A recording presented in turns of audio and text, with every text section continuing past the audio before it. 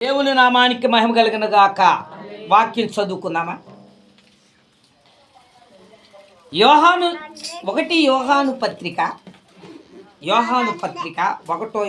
పత్రిక 5వ అధ్యాయం మొదటి నుండి కొన్ని మాటలు చదువుకుందాం.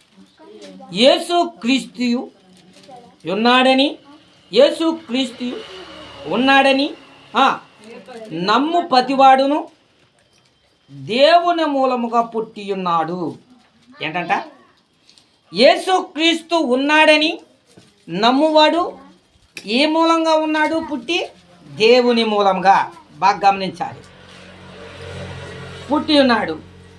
అయితే పుట్టించిన వాడు ప్రేమించి ప్రతివాడును ఆయన మూలముగా పుట్టిన వాణిని ప్రేమిస్తున్నాడు. బాగా గమనించాలి.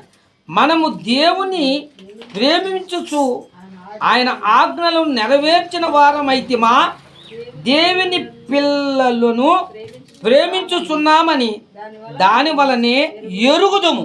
చాలా మంచి విషయాలు దేవుని యొక్క వాక్యం నుండి పరిశుద్ధాత్ముడు మీతో మాట్లాడాలని ఆశపడతా ఉన్నాడు. ఈ లోకములో ప్రేమే గొప్పది. ఏంటండి? ఈ లోకములో ఏది గొప్పది అనంటే ప్రేమ గొప్పది. ఆ ప్రేమ ఎలాంటిదంటే నిష్కళంకము. అమ్మా, కళంకము కలిగింది కాదు, నిష్కళంకమైన ప్రేమ. ఎవరు ఈ ప్రేమకి నిదర్శనము? ఈ నిష్కళంకమైన ప్రేమను చూపించిన వారు ఈ లోకములో ఎవరు అని అంటే మనము ఎంచు చూసినా ఈ జగత్తులో ఎవరు కనపడరు. ఎందుకనంటే సర్వమానవాళి కోసం, నీ కోసం, నా కోసం, అందరి కోసం, పుట్టబోయేవాళ్ళ కోసం, పుట్టేవాళ్ళ కోసం ఇప్పుడు జరుగుతున్న కాలంలో కూడా అందరినీ బ్రతికించటానికి, తన మరణమైపోవటానికి, తన యొక్క రక్తాన్ని చిందించటానికి ఎవరన్నా ఉన్నారు అని అంటే ఆ ప్రేమించే వాళ్ళలో ప్రేమకు ఆ నిర్వచనానికి ఒక్కడే ఒకడుంటాడు. ఆయనే ప్రభైన క్రీస్తు అని చెప్పగలం. ఎందుకంటే ఇక్కడ మనము దేవుని యొక్క మూలముగాను పుట్టినటువంటి ప్రతివాడును క్రీస్తుని ప్రేమిస్తాడట. క్రీస్తును నమ్ముని వాడు ప్రతివాడు దేవుని మూలముగా పుట్టాడంట. ఎవరిని? అసలు క్రీస్తుని నమ్మటం అంటే సామాన్యమైనటువంటి విధానం కాదండి. దేవుని బిడ్డలారా, యేసుని నమ్మటం అంటే ఆసామాసాగా అది మనం అనుకోవటానికి, ఈ హృదయము ఆయన నమ్మాలి అని అంటే చాలా కష్టపడాలి. అందుకనే ప్రయాసపడమని ఆ యొక్క కొరింథీయులకు రాసిన పత్రిక 1వ కొరింథీయులకు రాసిన పత్రిక 14వ అధ్యాయం మొదటి మాటలో ఉంటుంది ఈ మాట. ఎందుకు ప్రయాసపడాలి? చదవండి. అసలు ప్రేమ కలిగి ఉండుటకు ప్రయాసపడుడి. ఈ ప్రేమ కలిగి ఉండుటానికి ప్రయాసపడమని ఎందుకన్నాడంటే ఇక్కడ రాయబడి ఉన్న మాటలు, యేసుక్రీస్తు ఉన్నాడని నమ్మి ప్రతివాడు. ఏమండి? అసలు ఎవడన్నా ఉన్నాడు అని అంటే దేవునికి స్తోత్రం. ప్రేమ కలిగి ఉన్నాడు అని అర్థం. ఆడు కలిగి ఉన్నాడు ప్రేమనంటే దేవుని మూలముగా పుట్టాడు. దేవుని మూలముగా పుట్టాడంటే యేసుక్రీస్తుని నమ్మి ఉన్నాడు. అర్థం చేసుకోవాలి. యేసుక్రీస్తుని నమ్మి ఉన్నాడు అని అంటే ఈ లోకాన్ని జయించిన వాడే క్రీస్తు. ఈ లోకాన్ని వాడు కూడా ఏం చేస్తాడు? వేరే జీవిస్తాడు. అర్థం చేసుకోవాలి. దేవునికి మహిమ కల. అలాగే 4వ అధ్యాయము 10వ వచనం కూడా చదువుకుందాం. దీంట్లో ఉన్నటువంటి మాట, మనము దేవుణ్ణి ప్రేమించుదామని కాదు కానీ తానే మనలను ప్రేమించి మన పాపములకు ప్రాయశ్చిత్తమై ఉండుటకు తన కుమారుని పంపెను. ఇందులో ప్రేమ ఉంది. అది దేనికి స్తోత్ర. దేనికి ప్రేమ ఉంది? దేనిలో ప్రేమ ఉంది అంటే దేవుడు చూడండి, క్రీస్తుని తన కుమారుడైన ఏకైక జనదేక కుమారుడైన యేసు ప్రభు వారిని ఎవరి కోసం పంపించేశాడంట? మన మానవుల నిమిత్తం, అందరి నిమిత్తం ఆయన ఏమై ఉన్నాడు? పంపించి ఉన్నాడట. అంటే ఏంటి పంపించేటువంటి? దేవునికి స్తోత్రం. మన కోసం ఆయన చనిపోవటానికి కూడా ఇష్టపడి పంపించేశాడు. హల్లెలూయా. అందుకని నువ్వేదో ప్రేమించావు, నేనేదో ప్రేమించాను, నేనేదో చేశాను అని కొంతమంది డబ్బులు వేసుకుంటారు. అవును కదా? అసలు నువ్వు ప్రేమించావంటే అబద్ధము. వాక్యం ఉంది. నువ్వు దేవుణ్ణి ప్రేమించావు అని అంటే అబద్ధము. నువ్వు నిజంగా ప్రేమించలేదు, ఆయనే ప్రేమించాడు నిన్ని. ఇది సత్యం. ఇది ప్రేమ. యేసుక్రీస్తు వారు ఎంతగా ప్రేమించాడు, ఆఖరి బొట్టు వరకు నీ కోసం ఉలికించాడు. ఆయన మూల్యమైన ప్రాణాన్ని త్యాగం చేశాడు, ధనంగా పెట్టాడు. ఇది ప్రేమ. ఎవరు ప్రేమిస్తారు? ఎవరు నిజంగా నీ కోసం, అసలు నీ కోసం శ్రమ పడటానికి, నీ స్థానంలో శిక్ష పొందటానికి ఎవరన్నా వస్తారా? అక్కడ దాకా ఎందుకమ్మా, నువ్వే కూతంతా ఏదో కూతంతా తప్పు చేసావు. తప్పు అంటే ఏమి కాదు, ఎవరిదో కొంచెం అనుకోకుండా దొంగిలించావు అనుకున్నావు, దానికి శిక్షను ఖరారు చేశారు. ఆమె ఎందుకు లేండి, ఆమె దొంగతనం చేసింది, అదేదో నా మీద వేయండి, నేను మోస్తాను, నేను వహిస్తాను, ఆ తప్పేది నేను కడతానని నువ్వు ఆ స్థానంలో వెళ్ళగలవా? ఒక వ్యక్తి స్థానంలో నువ్వు వెళ్ళగలవా? తప్పు అయితే చేసింది మనం కాదు, వేరే వాళ్ళు చేశారు. అర్థం చేసుకోవాలి. వేరే వాళ్ళు ఎవరో కాదు, ఈ లోకమే పాపం. మనుషులందరూ ప్రాయశ్చిత్తం, పాపమునకు ప్రాయశ్చిత్తం అని రాయబడి ఉంది. చూడండి దేవుని బిడ్డలారా, ఈ ప్రాయశ్చిత్తమై ఉండుటకు తన కుమారుని పంపాడు. ఇందులో ప్రేమ ఉన్నది. ప్రియరాదా, ఇలాగ ప్రేమించగా మనం ఒకడినొకడు ప్రేమించబద్దులమై ఉన్నాము. ఏ మానవుడును చూడండి, ఏ మానవుడును దేవుణ్ణి ఎన్నడూను చూచి ఉండలేదు. మనము ఒకరినొకడు ప్రేమించిన ఎడల దేవుని మన యందు నిలిచోడాడు. దేవునికి స్తోత్రం. దేవుడు ఎన్నడూ ఎవరిని చూడలేదంట, ఏ మనిషికి దేవుడు కనపడలేదంట. కానీ దేవుణ్ణి చూస్తున్నామంటున్నాడు. ఎలాగంటే ప్రేమ ద్వారా. ఎలాంటి యొక్క విధానంలో చూస్తున్నామంటే, నీవు నన్ను ప్రేమించి నేను మిమ్మల్ని ప్రేమించటం వలన ఈ ప్రేమలో ఉన్నాడు దేవుడు. ఇందులో నువ్వు దేవుణ్ణి చూస్తున్నావు. అర్థమైంది మీకు? ఎంత గొప్ప మాటలు రాశాడంటే, అపోస్తుడైనటువంటి యోహాను భక్తుడు, అపోస్తుడైనటువంటి మరి పౌలు గారు కూడా కొరింథీయులకు రాశాడు. ఇప్పుడు యోహాను పత్రికలో చదువుకుంటున్నాం. దేవుడు మనము ఎన్నడూ చూడలేదు, కానీ ఎలా చూస్తున్నామనంట, దేవుణ్ణి నువ్వు మనిషినిగా ప్రేమించినప్పుడు, మనిషిలో ప్రేమను చూసినప్పుడు ఆ దేవుణ్ణి నువ్వు సాక్షాత్తు కనులారా చూసినట్లేనని దేవుని వాక్యం చదివిస్తావు. ఇది నిజమైన ప్రేమ. ఏది నిజమైన ప్రేమ? క్రీస్తులో ఉన్నటువంటి ప్రతివారు, క్రీస్తు యందు పుట్టినవారు, దేవుని మూలముగా దేవుని క్రీస్తు ద్వారా ఎరిగినవారు, మనం దేవునిలో ఆ ప్రేమను గమనించగలం. దేవునికి స్తోత్రములు కలుగునగాక. హల్లెలూయా. మొదటి ఆ యొక్క కొరింథీయులకు రాసిన పత్రిక చేద్దామా, లేకపోతే ఓపెన్ చేద్దాం. రోమపత్రిక 5వ అధ్యాయము, రోమ 5వ అధ్యాయము 8వ వచనంలో ఒక మాట రాయబడింది. దేవునికి స్తోత్రం. హల్లెలూయా. ఏమనంటే అక్కడ, అయితే దేవుడు మన ఎడల తన ప్రేమను వెల్లడిపరిచి ఉన్నాడు. ఎట్లనగా మనము ఇంకనూ పాపులమై ఉండగా, ఇదిగో చూడండి దేవుని బిడ్డల, క్రీస్తు మన కొరకు చనిపోయాను కాబట్టి ఆయన రక్తము వలన ఇప్పుడు నీతిమంతులుగా తీర్చబడితిమి, మరింత నిశ్చయముగా ఆయన ద్వారా ఉగ్రత నుండి రక్షింపబడుదుము.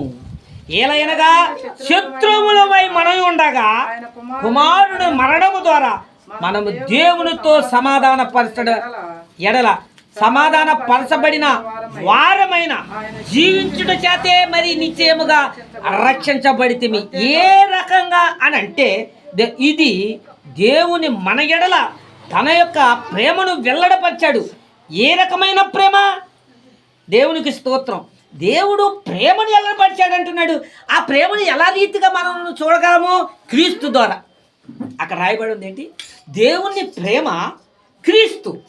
ఆ క్రీస్తు ద్వారా మనకి ఎల్లడపరుస్తున్నాడు. ఆయన దినదేక కుమారుడు, ఒక్క కుమారుడు ఎవరైనా చచ్చిపోటానికి ఇస్తాడా? మనకు ఒక్కగాను కుమారుడు. దేవుని బిడ్డలారా, మనం ఎవరైనా అడిగితే ఇస్తామా? పెంచుకుంటాకి ఇస్తామా? సావదెత్తాక కాదు అనుకుందాం, సావగొడతాక కాదు. ఆడు పెంచుకుని చక్కగా నేను ఆడికి మంచి చెడు చూసుకుంటానేంటేనే ఇవ్వవు కదా.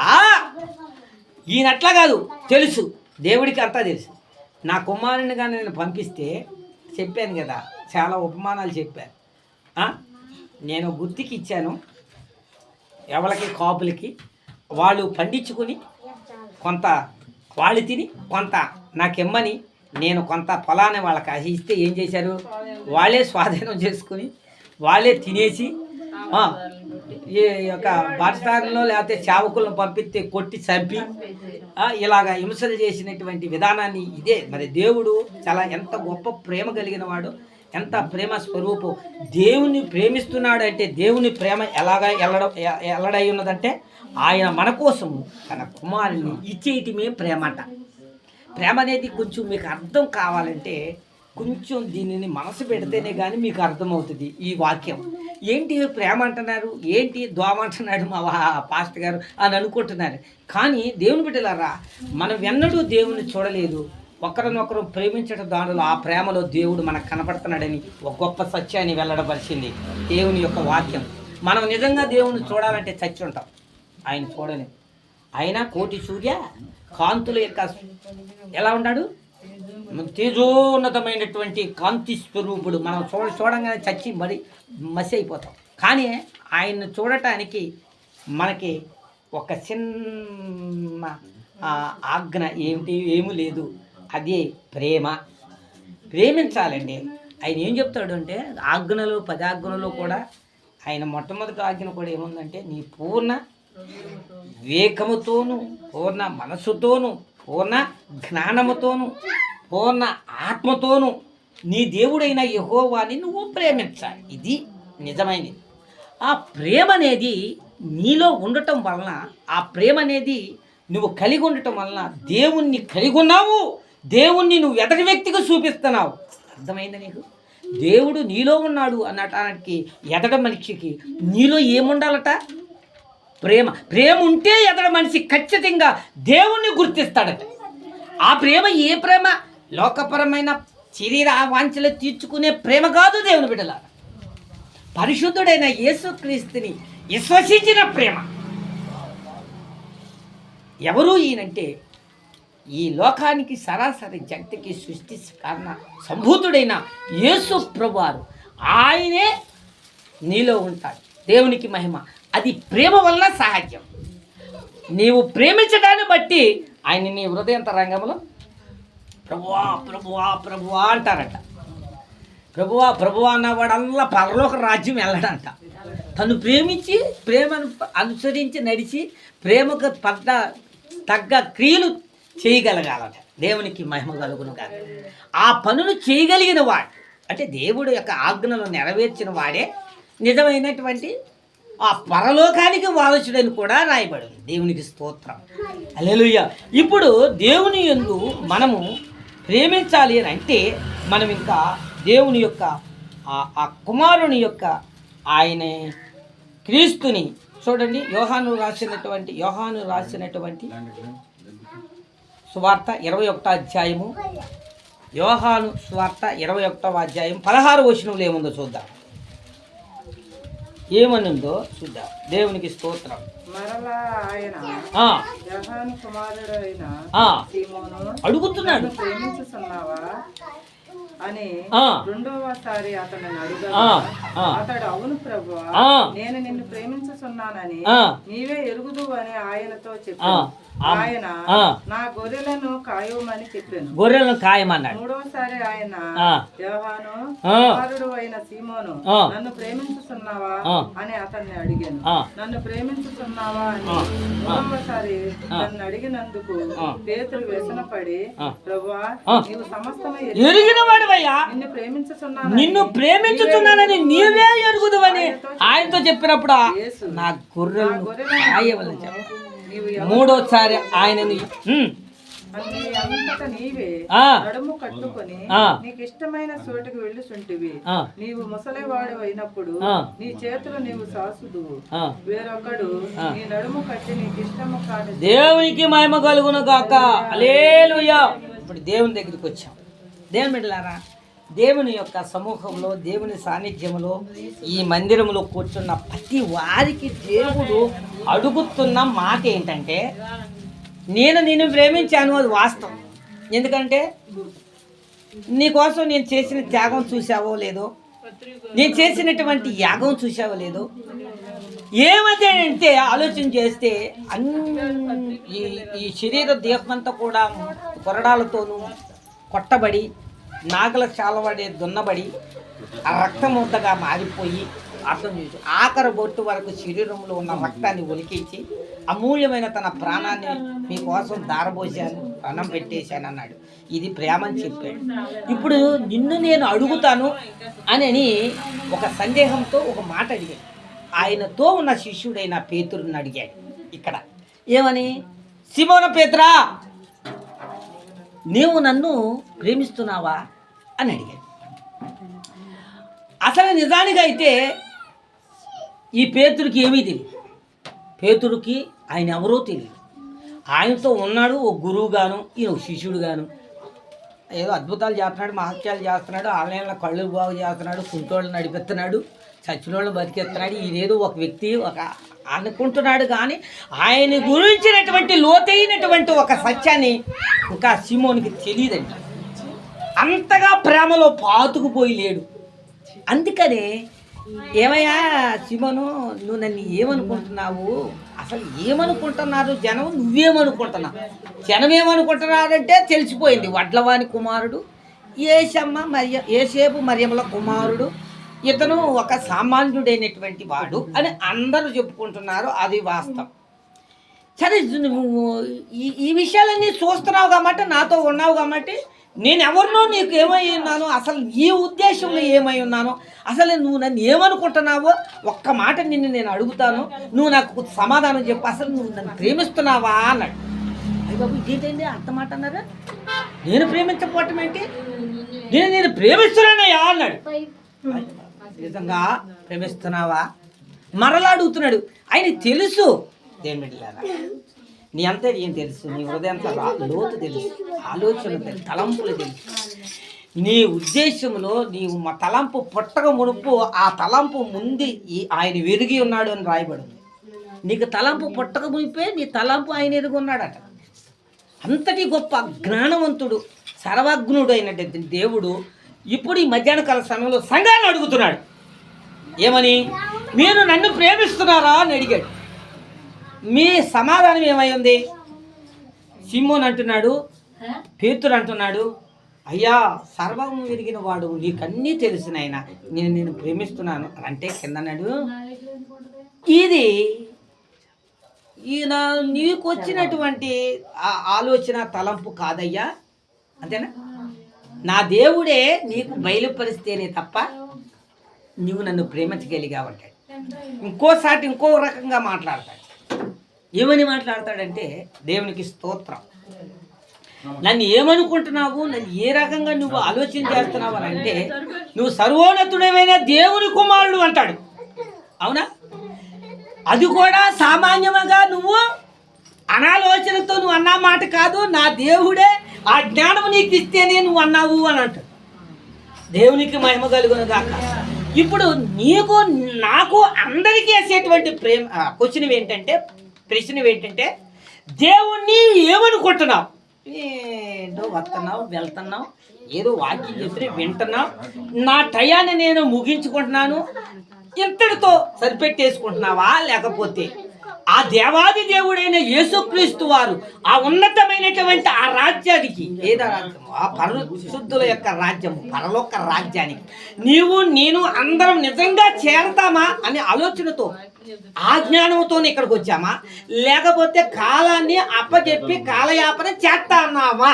ఈ మధ్యాహ్న కాల సమయంలో పరిశుద్ధాత్ముడు నీతో అడుగుతున్న మాట, నువ్వు నన్ను ప్రేమిస్తే నన్ను స్థానం నీదే.